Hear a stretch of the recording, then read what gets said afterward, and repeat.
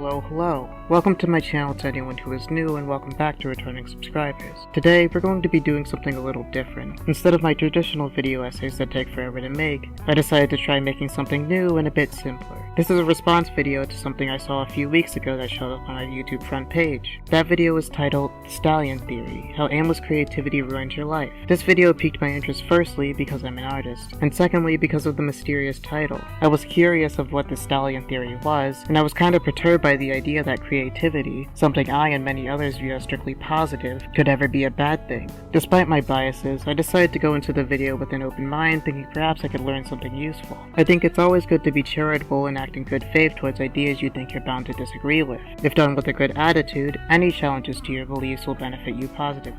If you end up agreeing, you'll expand your knowledge and purge a previously held false belief. It allows you to learn more about what you truly value and gives you pause to introspect and re-examine any adjacent values. I would say you gain just as much if you end up disagreeing. You'll find that through challenging your opinions, they become stronger. Since you're forced to ground and justify your premises, the natural byproduct is a greater understanding and confidence in your beliefs. Even a slight disagreement or agreement is useful.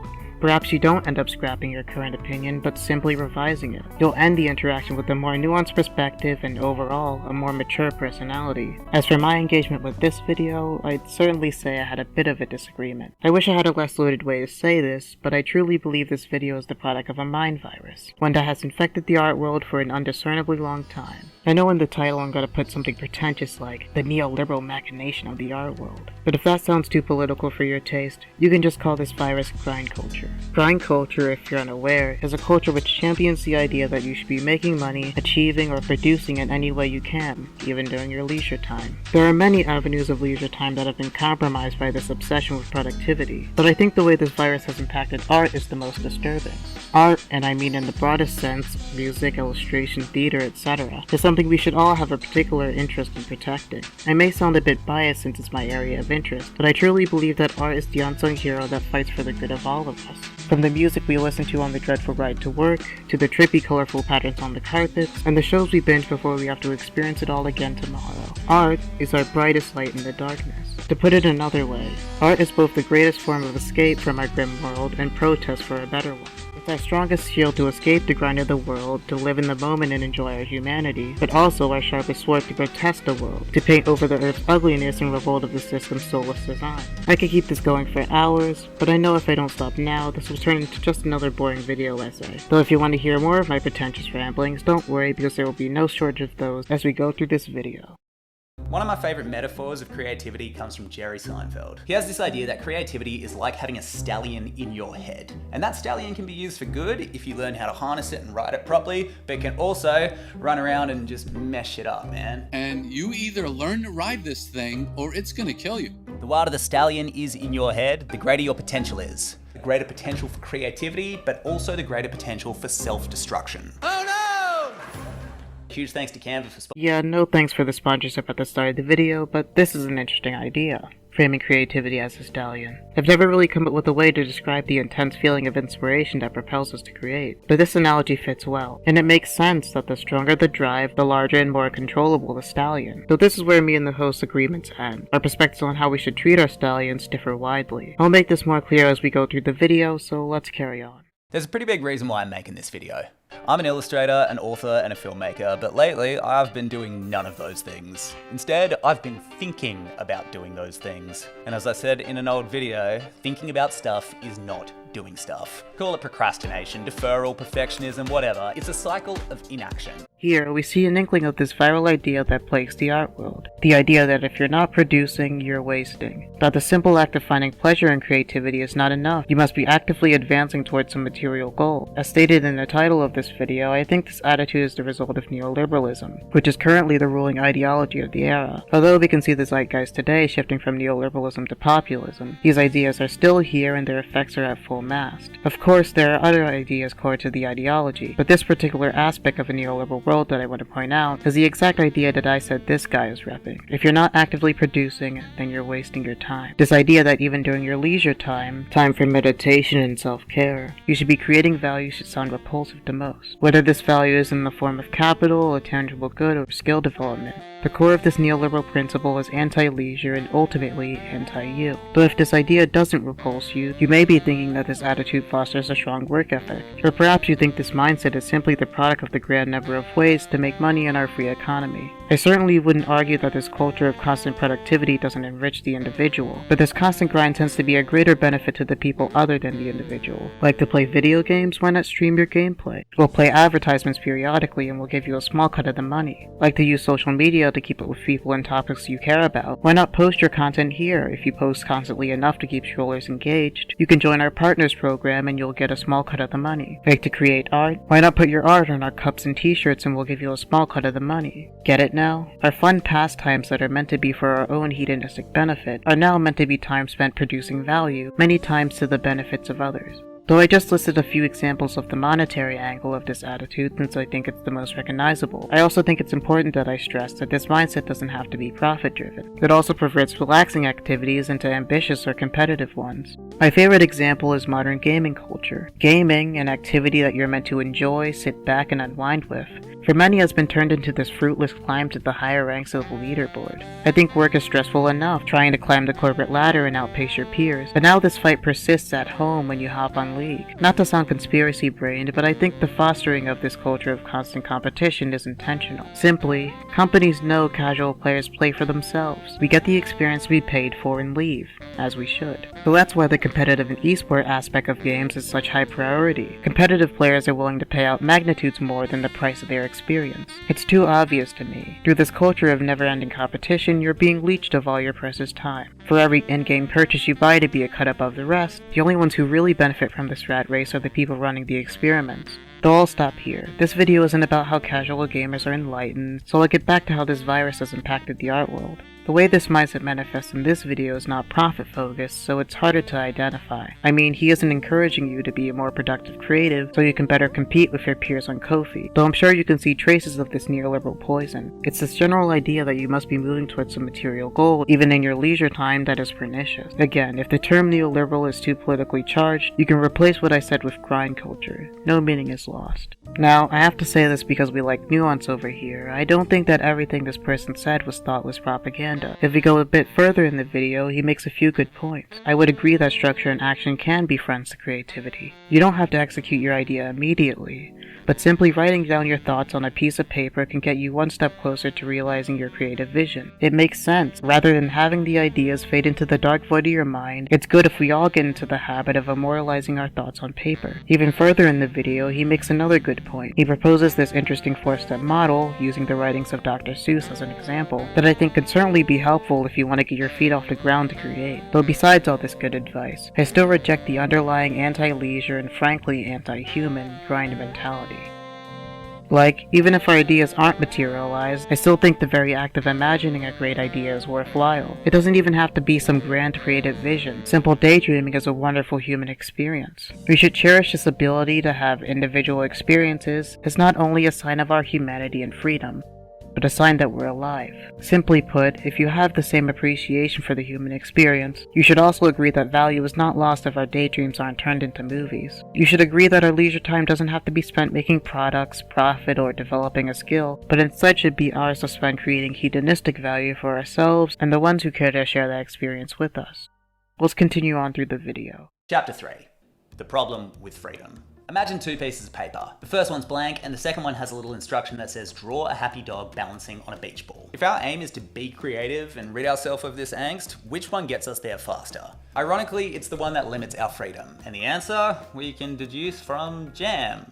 Yep, jam. So in the world of sample advertising, you know when you're in the supermarket and someone gives you like a little biscuit and they're like, buy the rest of our biscuits, please. There was this jam company that wanted to know whether it was better to put out 6 jams or like 106 jams. We all know where this is going, it's the paradox of choice, right? When people are presented with too many options, they freeze. They defer, they procrastinate, they don't buy any jam. The fewer jams led to more jam purchases. Less choice equals more action. And action, when it comes to creativity, is the name of the frickin' game. I find this idea particularly creepy, even more so than the neoliberal mind control that steals away your free time.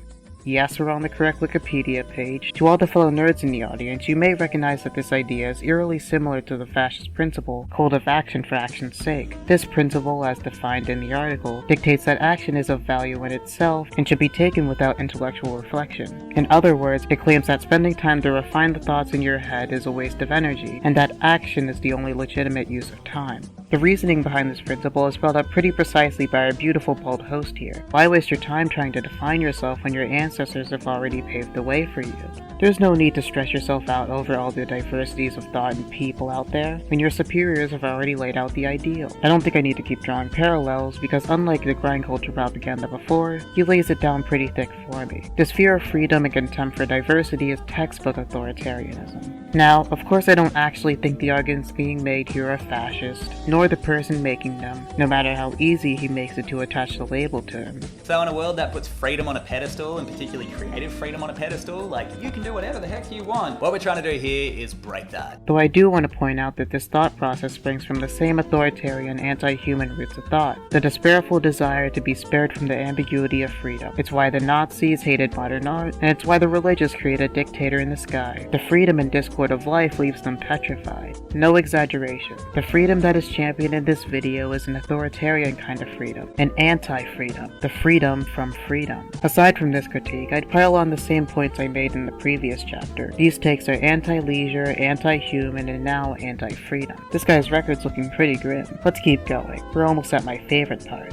Now, this next chapter on deadlines I found pretty agreeable. I don't think anyone would argue against the idea that setting concrete goals is the best way to accomplish a task. By making a plan to start at a specific time and end at a specific time, you hold yourself more accountable. Without a deadline, you give yourself infinite time to get started and thus provide no incentive to get your goals started as soon as possible. And as our host says here, life has a deadline, a literal deadline, so it makes sense that everything that we do within this mortal life should probably have a deadline as well. Of course, you don't really have infinite time, so you'll never end up accomplishing your goals if you don't act prudently. Now, with the more agreeable part of this chapter out the way, let's get to the more contentious part. Two stories that I can't stop thinking about at the moment. The first story starts around the same time I do, in the early 90s, baby. It's about the game series Duke Nukem. Yeah, Duke Nukem 1, Duke Nukem 2, because it's the 90s, you got the obligatory naming convention of Duke Nukem 3D, and then, of course, Duke Nukem Forever. Yeah, it's the same as Jackass, isn't it? But the real story can be told by the years that these games came out. In order, 1991, 1993, 1996, and 2011. What? That's a hell of a gap. So after Duke Nukem 3D, the devs had hit 3 home runs, and now it was time for their 4th, right? But instead of smashing out of the ballpark, they sort of choked under pressure. They had creative freedom to do whatever they want. I think a more interesting question that's being overlooked here is, why did they feel the need to make a sequel in the first place? I mean, the reasons why Duke Nukem had such a turbulent development is detailed clearly by our host. The development team stalled, overthought, and kept changing the game engine. It seems like they really wanted to make something great, something new. So why didn't they just make something fresh? Of course, I'm just making assumptions here, but deducing from the fact that the first games in the series did so well, the team was incentivized to make a sequel rather than pour their heart into a new IP. After all, why go big and innovate when you know what sells? Why not avoid the risks of your passion project bombing and play it safe with an existing IP? I can't say I don't understand their situation. Though my angst aside, it seems they compromised by using an existing IP and tried their best to make it something special. Sadly, this ended up being a major bust, and the fans seem to dislike it. Though I must say, as you can tell by my framing of this situation, that I don't believe that this failure was a product of creative freedom, as our host says, but the exact opposite. Funny enough, he actually lays out all the reasons why the team's freedom was restricted. There were hungry fans, there was money, there was Duke frickin' Nukem, baby. They were dragged by a constantly evolving market, held hostage by the nostalgia and expectations of the fans, constrained by the limited budget and the need to generate profit, and confined to an old IP that should have remained a trilogy. It's obvious to me. This isn't the story of a mighty stallion having too much freedom to roam and getting lost, but of one that was forced to trot a path so narrow it could barely move. Now, after telling us the tragic story of an overambitious passion project, after showing a perfect example of the artist's burden to serve the soulless aims of the market, he then says this. By the time that they were actually ready to release the 4th game, people said it was underwhelming, that the humor just didn't translate to a modern audience, and worst of all, it was just a jumbled mess. There was no frickin' focus. Compare this to Goat Simulator.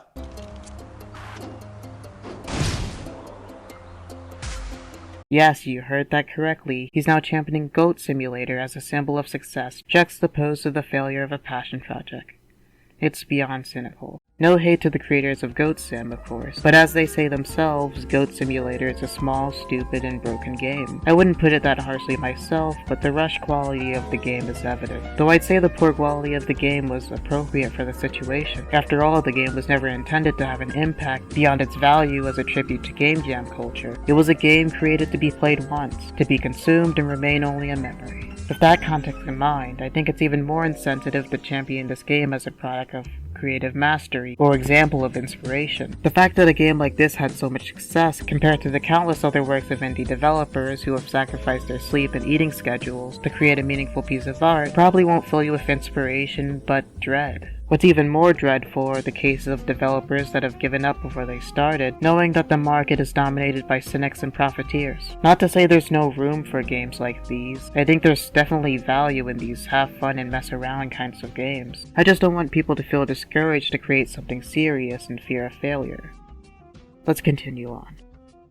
Chapter 5 doesn't have any new information. It's just a wrap-up and application of all the information our host has provided, so I'll do the same. So although I think framing the drive to create as a mighty stallion to be accurate, I have issues with the further implications and prescriptions following this framing. Two major contentions. My first contention with this video is that I believe it's anti-leisure. As I hope I've made clear through this video, I think neoliberalism, or grind culture, has had a negative effect on the ways we engage with activities meant for leisure. I find it disturbing that our cherished pastimes, that are primarily for the sake of meditation or self-care, have been perverted by competition, ambition, and the profit motive. I believe we should try to bring these activities back to their roots, their hedonistic value. It's an exclusive value only meant for the individual and those who they wish to be charitable to. In other words, I believe art is the only place where the ego can be free from the never-ending desires of the id, and for the id to be free from the ever-shortening leash of the ego. We should all give our id, or in this case our stallion, as much space to run free in creativity as we can muster. If creativity is no longer a place for us to be free, we'll have no place left. My second contention with this video is that I believe its thought process springs from the same dangerous roots common to other anti-freedom and anti-human schools of thought. If you need a reminder, the ideas we've seen championed throughout this video are the cult of action for action's sake, a fear of the complications of diversity, and the very seed of authoritarian thought, a desire to be free from freedom.